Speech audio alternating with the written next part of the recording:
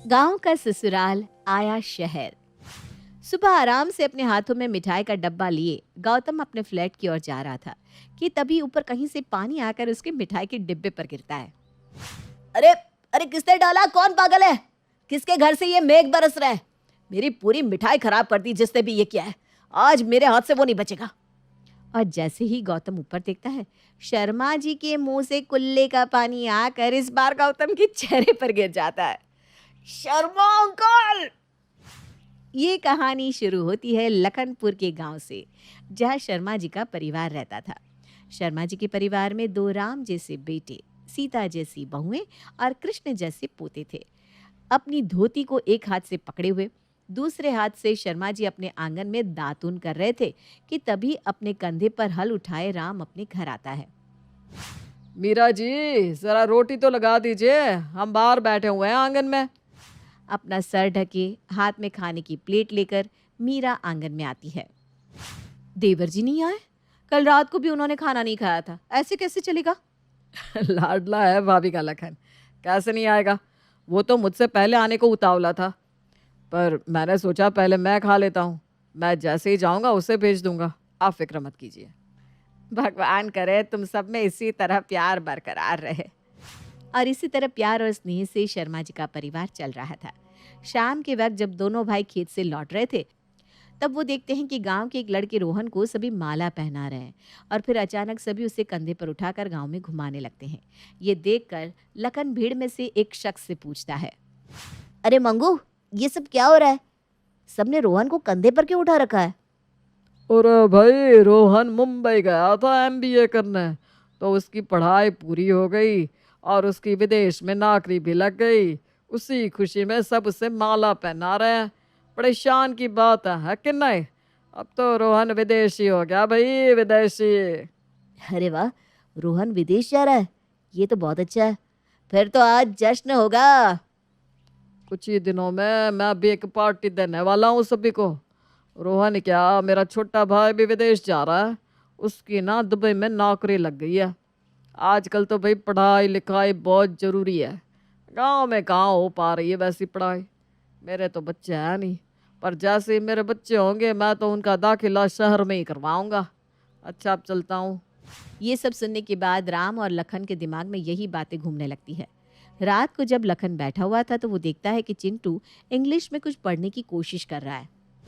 वाह, वाह, what to do लिखा है बेटा। सर ने स्कूल में बताया नहीं था क्या? क्या पापा, हमारे स्कूल में इंग्लिश पढ़ाती ही कहाँ? वो तो मैं खुद से ही पढ़ने की कोशिश कर रहा हूँ। इन टीचरों का भी क्या करें। बस सरकारी नौकरी मिल गई है तो आराम से जाते हैं, थोड़ा बहुत पढ़ाते हैं और सैलरी लेकर घर चले जाते हैं। बच्चों के भविष्य का तो मजाक बनाकर रखा है इन्होंने। तेरे दिमाग में भी क्या वही बात चल रही है लखन, जो मेरे दिमाग में चल रही है? हाँ भैया, कम से कम हमने अच्छी पढ़ाई तो की है। वो अलग बात है कि हमने खेती को ही अपना प्रोफेशन बना दिया। और वो ज़माना भी अलग था।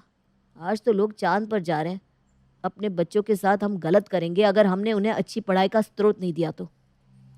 ठीक है, फिर रात को खाने पर इसी की चर्चा करते हैं पिताजी से, देखते हैं वो क्या कहते हैं। रात को खाने के वक्त राम और लखन इस बात को सभी के सामने रखते हैं। बच्चे बड़े हो रहे हैं पिताजी, मैं उन्हें शहर भेजना चाहता हूँ, पर वो अभी इतने बड़े भी नहीं हुए कि उन्हें अकेले शहर भेज दिया जाए। और अगर हम उनके साथ चले गए तो आप लोगों का क्या होगा? इसलिए मेरी एक राय है कि क्यों ना हम गांव के इस घर को और हमारी ज़मीन को बेचकर शहर ही शिफ्ट हो जाए। पर बेटा, मैं और तेरे पिताजी तो बुजुर्ग हैं। हम क्या करेंगे शहर जाकर? बच्चों के भविष्य की बात है, तुम दोनों चले जाओ अपनी बीवियों के साथ। अगर शहर जाएगी तो तीनों पीढ़ी साथ ही जाएगी। वहाँ मैं और भैया किसी ऑफिस में काम ढूंढ लेंगे और बच्चों का दाखिला शहर के बड़े स्कूल में करवा देंगे। बात में तो दम है तुम दोनों के। अगर ऐसा है तो एक अच्छा सा सौदा ढूंढना शुरू करो। और राम को एक अच्छा सौदा मिल जाता है। एक ऐसी पार्टी जो उसे उसकी ज़मीन और घर के बदले में 70 लाख रुपए देने को तैयार थी। और यहाँ दूसरी तरफ लखन दिल्ली में 40 लाख रुपए का एक फ्लैट देख लेता है। इससे अच्छा सौदा तो मिल ही नहीं सकता। 30 लाख रुपए का फायदा हो रहा है सौदे में। मुझे तो लगता है कि हाँ करने में ही फायदा है। और शर्मा जी का परिवार अपने गांव के घर और जमीन को बेचकर पैसे उठाकर उससे दिल्ली में फ्लैट ले लेते हैं और 1 हफ्ते बाद ही पूरा परिवार नए फ्लैट में शिफ्ट हो जाता है। हे राम, इतना छोटा सा घर, खिड़कियां तो खोलिए जी, मेरा तो घुसते ही दम घुट रहा है। और बताइए ये सीलिंग कितनी नीची है। अच्छा है हम लोगों की लंबाई ज्यादा नहीं है, वरना मोहन भैया तो आते तो इस घर में ही फंस जाते। बिल्कुल सही कहा आपने कौशल्या जी। घर में जगह कम है, लोग ज्यादा, तो छोटे छोटे घर बनाने पड़ते हैं। ये अगल बगल वालों ने अपने घर के दरवाजे क्यों बंद कर रखे हैं? कोई मिलनसार नहीं है क्या यहाँ बेटा? ये शहर है मम्मी, यहाँ कोई किसी से बात नहीं करता, सब अपने में ही रहता है। हमें भी खुद में ही रहना होगा। ज़्यादा किसी की बातों में इंटरफेयर किया तो बेकार में ये लोग लड़ने आ जाएंगे। अरे बाबा रे, बड़े बुजुर्गों से सुना था कि जो लोग शहर जाते हैं वो बदल ही जाते हैं, और आज देख भी लिया, जहाँ इतनी मतलब से लोग रहेंगे वहाँ कोई सामाजिकता सीखेगा भी कैसे? खैर मुझे क्या, मैं तो यहाँ अपने पोतों के लिए आई हूँ। और अगली सुबह से ही राम और लखन दिल्ली की सड़कों पर काम ढूंढने के लिए निकल पड़ते हैं। कभी इस ऑफिस तो कभी उस ऑफिस, लगातार चक्कर मारने के बाद कोई काम मिला क्या लखन? ये दिल्ली है भैया, अपना गांव नहीं, जो किसी को भटकते देखकर दूसरा आदमी उसे अपने खेत पर लगा ले। जिस भी ऑफिस जा रहा हूँ, या तो लोग एक्सपीरियंस मांगते हैं या पूरा फ्रेशर हो, यंग एज का हो। हमारे पास ना तो बड़ी डिग्री है और ना ही हम फ्रेशर रह गए। कोई बात नहीं, इतना क्यों परेशान हो रहा है भाई? आज तो पहला ही दिन है, मिल जाएगा कोई ना कोई काम। यहाँ राम लखन काम ढूंढने में परेशान थे, तो वहाँ मीरा और प्रिया अलग ही परेशान थे। चूल्हा कैसे जलेगा दीदी? यहाँ तो पेड़ ही नहीं है, हम लकड़ियाँ कहाँ से लाएंगे? अरे तू फिक्र क्यों करती है? मुझे पता था नए शहर में ये दिक्कत तो आएगी, इसलिए मैं 2-4 दिनों के लिए लकड़ियों का जुगाड़ साथ में लेकर आई थी। मैं चूल्हे की तैयारी करती हूँ, तो बाकी चीज़ देख ले। मीरा चूल्हा तैयार करना शुरू करती है, पर चूल्हे में आग ही नहीं आ पाती, इसलिए वो दरवाजे से बाहर अपने चूल्हे को रखकर उसे हवा देती है ताकि चूल्हे में आग आ जाए। पर आप तो जानती ही हैं, शहर की बिल्डिंगों में फायर अलार्म लगा हुआ होता है। मीरा को चूल्हे को हवा देते 5 मिनट भी नहीं हुए थे कि बिल्डिंग का फायर अलार्म बज जाता है और पूरी बिल्डिंग के लोग यहाँ से वहाँ भागना शुरू कर देते हैं। न जाने आग कहाँ लगी है, जल्दी से दमकल को फोन लगाओ। बिल्डिंग के सभी लोग बाहर कॉलोनी में जमा हो जाते हैं। लोगों की भीड़ देखकर कौशल्या बालकनी में आकर कहती है, अरे बहू देख तो, लगता है भूकंप आ गया है, सभी भाग भाग कर बाहर जमा हो गए। अरे आंटी जी, आप लोग ऊपर ही है, नीचे आ जाइए, आप ही के फ्लोर से धुआं सा आ रहा है, वहीं आग लगी है। तभी मीरा बालकनी में आकर कहती है, अरे वो धुआं तो मेरे चूल्हे से आ रहा था, मैंने चूल्हा जलाया है ना दीदी। क्या? और बिल्डिंग के सभी लोग अपना सर पकड़ लेते हैं। पूरी सोसाइटी मिलकर शर्मा फैमिली के खिलाफ सोसाइटी के सेक्रेटरी को कंप्लेंट लगा देते हैं। ऐसे लोगों को फ्लैट देना ही नहीं चाहिए, प्रॉब्लम तो पूरी सोसाइटी को होती है ना।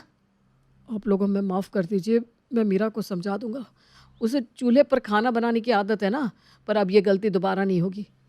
और अगले ही दिन राम अपने घर पर एक स्टोव और सिलेंडर ले आता है। अगली सुबह, बताइए भाभी, क्या चीज़ ले आए भैया? अब इसे चालू कैसे करें, कैसे बनेगा खाना?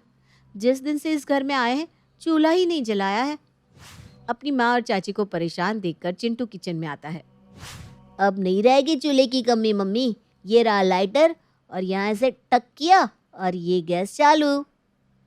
अरे भाई, ये तो बड़ा आसान है, मैं तो बेकार में ही परेशान हो रही थी। चलो एक काम तो खत्म हुआ। यहाँ तो राम घर की बहुओं की प्रॉब्लम दूर कर देता है, पर वहाँ दूसरी प्रॉब्लम सभी का इंतजार कर रही थी। अरे लखन, नाश्ता वाश्ता बाद में कर लेना, ऑफिस आवर स्टार्ट होने वाले हैं, जल्दी करो, इंटरव्यू देने जाना है। जैसे ही राम लखन घर से बाहर निकलते हैं, शर्मा जी नहाने के लिए कोई खुली जगह ढूंढना शुरू कर देते हैं। 4 दीवारों का घेरा बना दिया और कहते हैं नहा लो। इतनी छोटी सी जगह में नहाने से तो दम ही घुट जाए। वैसे आते समय मैंने देखा था बाहर एक बगीचा है, वहीं जाकर स्नान कर लेता हूँ, और पास में शायद मंदिर भी है, महादेव के दर्शन भी हो जाएंगे। और शर्मा जी अपनी बाल्टी उठाए चल देते हैं सोसाइटी के पार्क में नहाने के लिए। आप मंदिर जाएंगे और मैं घर पर रहूंगी?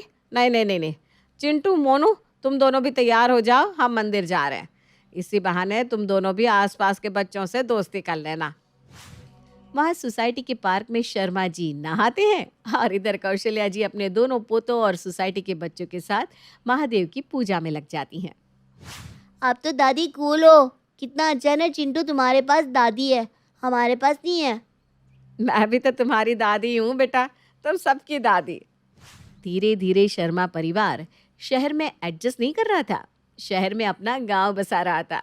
इसी तरह दिन निकलते जाते हैं और एक हफ्ते में ही शहर की भाग दौड़ की असलियत शर्मा परिवार की आंखों के सामने आ जाती है, क्योंकि राम और लखन को नौकरी मिल ही नहीं रही थी और पैसे ना आए तो खर्चे कैसे चले। आटा चावल भी कोई खरीदने की चीज़ है क्या? हमारे गांव में तो हर तीसरे खेत में आटा और चावल होता ही था, और यहाँ तो इन चीज़ों के भी पैसे लग रहे हैं। नीम का दातुन भी नहीं है बेटा यहाँ किसी के पास।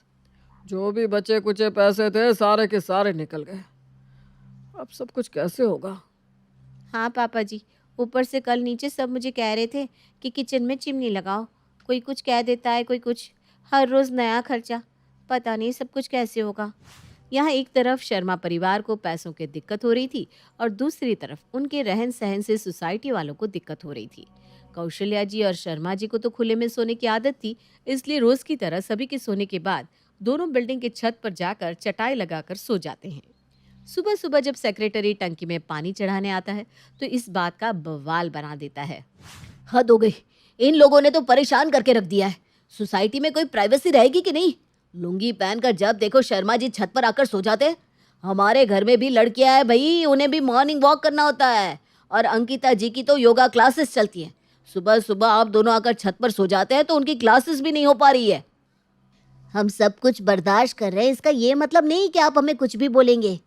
जितना छत आप लोगों का है उतना ही हमारा भी है, और ऐसा ही है तो हर मेंबर के छत के हिस्से को बांट दीजिए। मेरे पेरेंट्स हमारे छत के हिस्से में सो जाएंगे।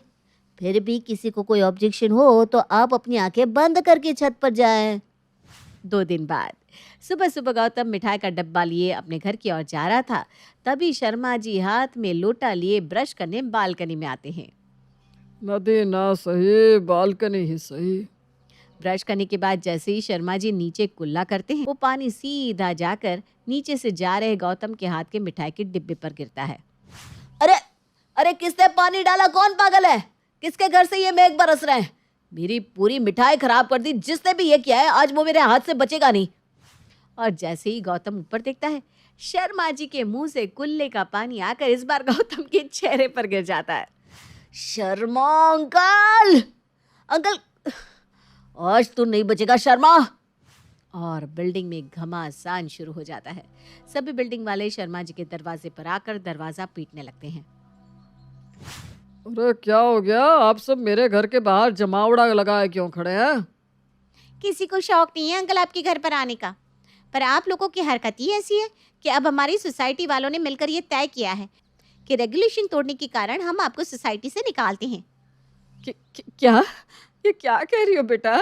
हम लोग कहाँ जाएंगे? गांव की संपत्ति तो हम बेच कर आए हैं। तो इस संपत्ति को बेचकर वापस गांव की संपत्ति ले लीजिए आंटी। आप लोगों के पास 15 दिन का समय है। घर तो आप लोगों को छोड़ना ही पड़ेगा। और एक ही पल में शर्मा जी के परिवार का सपना टूट जाता है। क्या सोच कर आए थे? बच्चों को पढ़ाई लिखाई करवाएंगे, पर देखो ना ही अच्छी नौकरी हाथ लग रही है और ना ही यहाँ के लोग हमें रहने दे रहे। मेरा एक इंटरव्यू आज क्लियर हो गया था भैया। कल मुझे सेकंड राउंड के लिए बुलाया था, पर अब क्या फ़ायदा।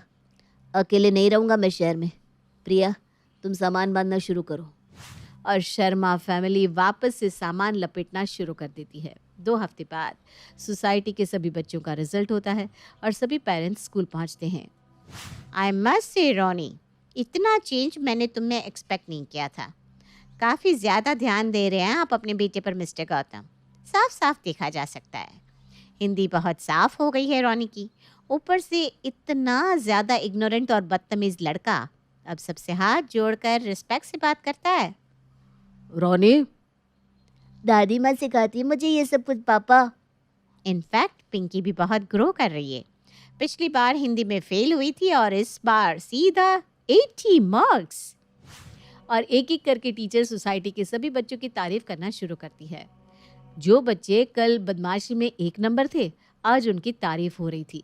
ये देखकर सोसाइटी के लोग समझ जाते हैं कि उनके बच्चों में बदलाव का कारण कोई और नहीं, शर्मा जी का परिवार है। स्कूल से निकलने के बाद रॉनी अपने पापा से कहता है, हम लोग दादी माँ को जाने से रोक नहीं सकते क्या मम्मी? दादी ने हमें बहुत प्यार किया है। दादाजी हर रात हमें अच्छी अच्छी भगवान की कहानियाँ सुनाते हैं। प्रिया आंटी हमें टेस्टी टेस्टी खाना खिलाती हैं। सभी पेरेंट्स वापस सोसाइटी पहुंचते हैं, जहां वो देखते हैं कि शर्मा जी के विंग के नीचे एक बड़ा सा ट्रक खड़ा है और लखन एक एक कर सामान ट्रक में चढ़ा रहा है। ये होता देख सबसे पहले गौतम कहता है, गलती हो गई हम लोगों से। हम लोगों ने आपको बहुत गलत समझा। हमारे लिए नहीं तो इन बच्चों के लिए रुक जाइए शर्मा जी। हाँ अंकल, हमने आपकी कमियां देखी, खूबी नहीं। हमारे बच्चे बदल गए आपके कारण। हमें ज़रूरत है आप जैसे गार्डियन की। मेरे ऑफिस में मैं राम को जॉब भी दिलवा दूंगा। अब बताइए, हमारे कारण आप लोगों को बहुत तकलीफ हुई है। हम भी आप लोगों के हिसाब से रहने की कोशिश करेंगे। अब से पार्क में नहाना बंद। पर मैं तो छत पर सोना नहीं छोड़ सकती। छत पर सोने का भी अलग ही स्वैग है, नहीं चिंटू? और कुछ इस तरह मीरा का गांव का ससुराल शहर आ ही जाता है। शहर में बस ही जाता है।